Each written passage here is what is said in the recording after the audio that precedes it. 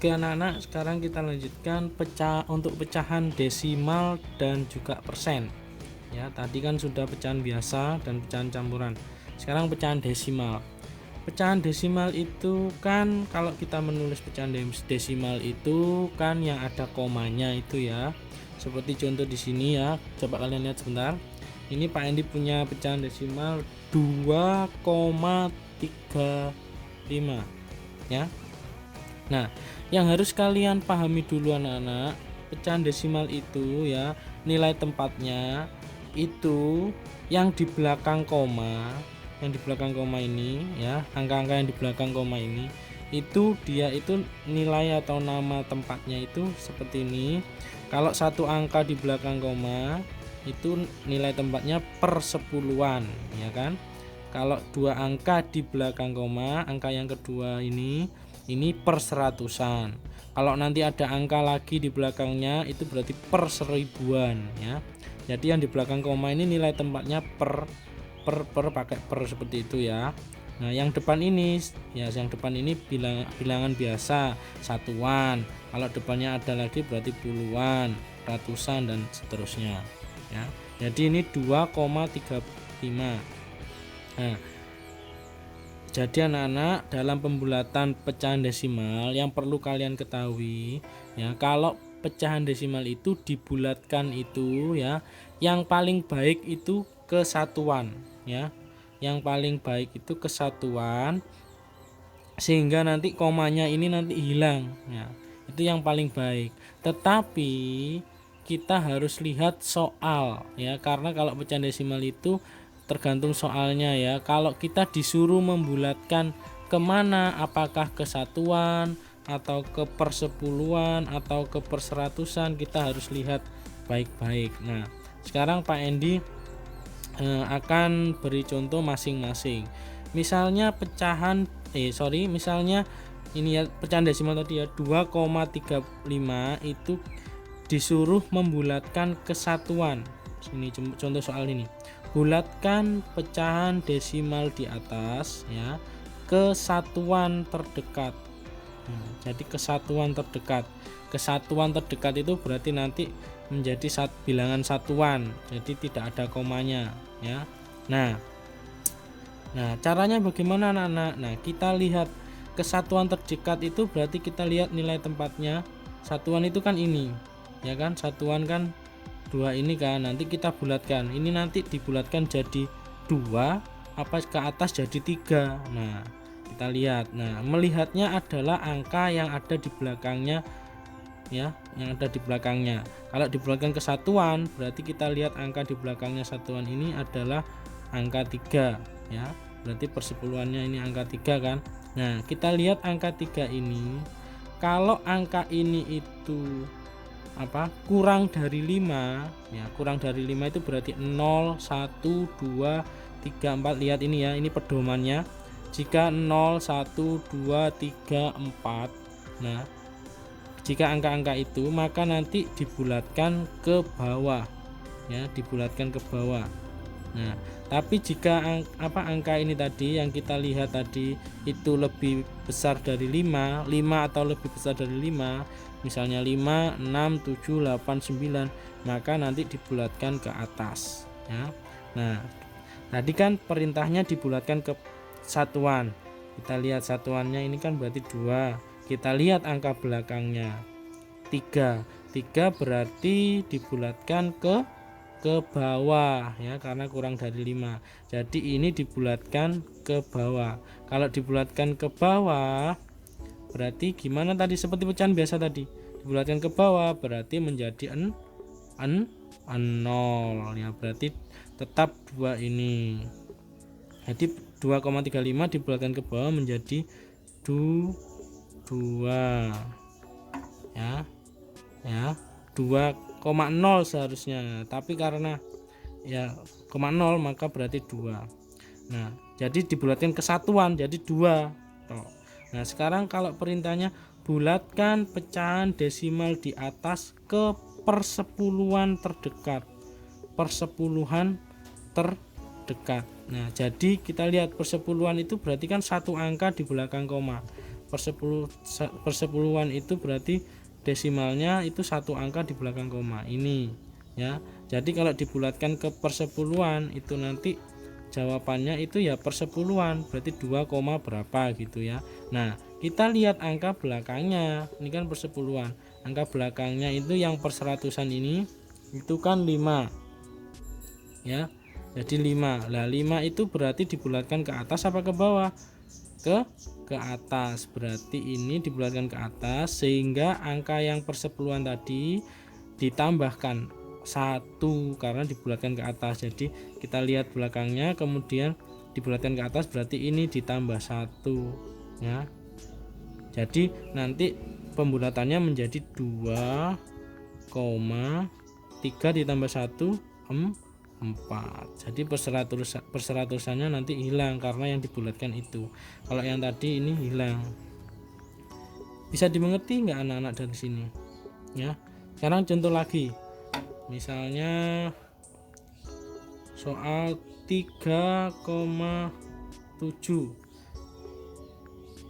dibulatkan ke satuan ya, pertanyaannya satuan. Nah satuan berarti ini satuan 3 ya, di depan koma itu namanya satuan. Nah kita lihat belakangnya 7 ya, persepuluhannya 7, berarti 7 itu dibulatkan ke atas apa ke bawah? Ke atas, berarti ini ditambah 1 berarti menjadi 4, dibulatkan ke satuan ya. Nah sekarang contoh lagi.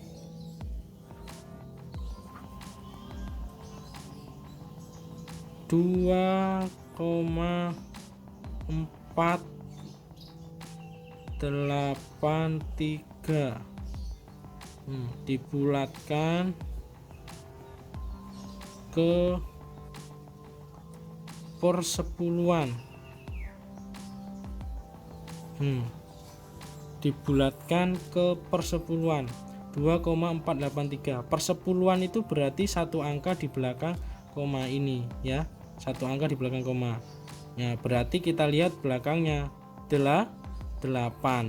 Nah 8 itu dibulatkan ke atas apa ke bawah? Berarti ke atas, sehingga ini persepuluhannya ini ditambah 1 karena dibulatkan ke atas menjadi 2,5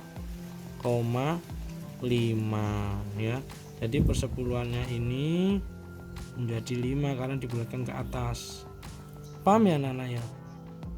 Nah kalau dibulatkan ke persepuluhan seperti itu. Kalau dibulatkan ke satuan Pak, soal yang kedua ini, soal yang B ini contoh sini ya, kalau dibulatkan ke satuan ya berarti ya ini 2 satuannya kan.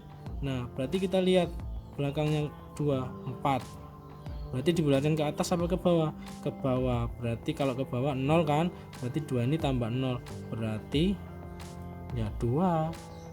Ini kalau dibulatkan ke satuan ya, kalau dibulatkan ke satuan ya. Jadi kita harus melihat soalnya anak-anak, apakah dibulatkan ke satuan, apakah dibulatkan ke persepuluhan, ataukah ke yang lainnya ya.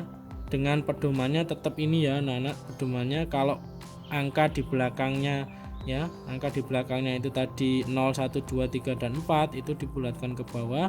Kalau angka di belakangnya itu 5, 6, 7, 8 dan 9 maka dibulatkan ke atas ya, tambah 1 kalau ke atas, kalau ke bawah ditambah 0. Oke. Nah itu pecahan desimal ya anak-anak. Nah sekarang kalau persen, nah kalau persen ini lebih gampang anak-anak. Jadi yang paling sulit itu yang desimal, yang biasanya sering salah itu yang desimal ya. Kalau yang persen ini karena persen itu kan bilangan bulat ya, bilangan bulat, depannya ini kan bilangan bulat ya, tidak ada komanya, tidak ada pecahannya ya. Jadi persen itu kan per 100. Nah depannya persen itu kan bilangan bulat seperti 34, 67, 5. Nah itu pembulatan yang paling baik, yang paling terdekat untuk persen itu ke puluhan terdekat. Pembulatan yang paling baik itu ke puluhan terdekat.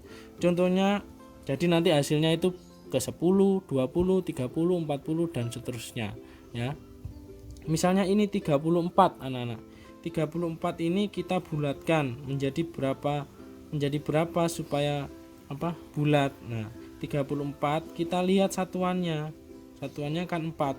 Pedomannya tetap yang atas tadi anak-anak seperti nah, kalau ini ya 0 1 2 3 4 dibulatkan ke bawah, kalau 5 6 7 8 9 dibulatkan ke atas. Jadi kita lihat satuannya ini 4 berarti dibulatkan ke bawah.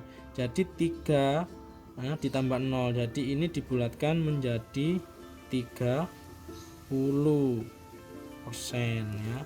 Jadi puluhan ya. Nah, kalau 67 soal yang kedua, kita lihat 7. Berarti 7 itu dibulatkan ke atas ya, karena lebih dari 5. Ke atas berarti tambah 1. 6 tambah 1 70%. Gampang ya ini kalau persen. Misalnya kalau 8%, Pak. Ya berarti dibulatkan ke atas kan, 8 lebih dari 5 berarti menjadi 10 ya. Kalau 83%, Pak, dibulatkan menjadi berapa? 3 lebih kecil dari 5 ya, berarti menjadi 80% dibulatkan ke bawah ya. Jadi kalau pembulatan persen itu lebih gampang. Sebenarnya pembulatan ini, kenapa kita belajar pembulatan itu untuk mempermudah kita dalam menaksir. Nah, ini pelajaran setelah ini ya, yaitu penaksiran. Jadi pembulatan ini dibutuhkan ketika kita akan menaksir, melakukan penaksiran dari hitung-hitungan ya. Nah, sebentar lagi Pak Andi akan menjelaskan ya di video selanjutnya tentang penaksiran. Nah, oke anak-anak, untuk pembulatan semoga ini bisa kalian pahami ya, dari mulai pembulatan pecahan biasa, pecahan campuran, dan pecahan desimal serta pecahan persen ya. Nah, itu kalau ada soal-soal, nah itu kalian harus baca dengan teliti ya. Kemudian perintahnya bagaimana harus dibaca dengan teliti, terutama kalau pembulatan yang pecahan desimal, supaya tidak salah membulatkannya itu kemana, apakah ke satuan, ke persepuluhan, dan selanjutnya. Kalau yang pecahan biasa dan pecahan persen itu mesti biasanya pembulatannya itu ke satuan atau ke puluhan ya, karena supaya tidak ada komanya. Oke anak-anak, ini tentang pembulatan, setelah ini tentang penaksiran.